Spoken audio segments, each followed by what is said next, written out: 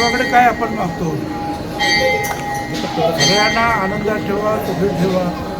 जी काही संकट राज्यावरती देशावरती आहे ती दूर करण्यासाठी जे आहे सगळ्यांना शक्ती द्या, युक्ती द्या, बुद्धी द्या. आणि विशेषतः देवला नाशिक ही जी आहेत ही पवित्र स्थानं आहे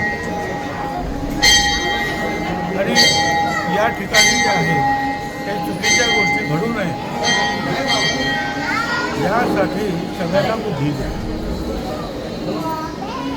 पावसाळ्यामुळे जे आहे अनेक ठिकाणी आमच्या शेतकरी बांधवांना त्रास झाला, नुकसान झालेलं आहे.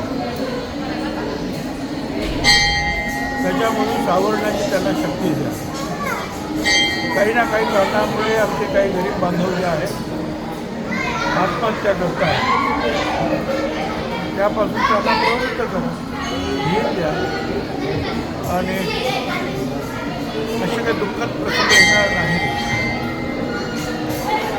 यासाठी तुम्ही आशीर्वाद द्या ही मागणी केली. साहेब, त्यांच्या मंत्र्यांची खरडपट्टी केली आहे. नियमित मतदारसंघामध्ये जनता दरबार घेतले जात नाही. तसेच कॅबिनेट बैठक आणि मतदारसंघ एवढीच रुटीन कामं केली जातात. मतदारसंघात कामं होत नाही असं उपमुख्यमंत्री शिंदे यांनी त्यांच्या मंत्र्यांना सुनावलं. आता असं आहे ना की सगळ्याच पक्षामध्ये काही काही जे आहे आमदार किंवा काही काही मंत्री त्या अशा रीतीने वागत असतील, पण या सगळ्यांसाठीच तो संदेश आहे असं मला वाटतं की त्यांनी आपापले मतदारसंघ सांभाळलं पाहिजे, जिल्हा सांभाळला पाहिजे, इतर काही सामाजिक काम असेल ते सुद्धा सांभाळलं पाहिजे.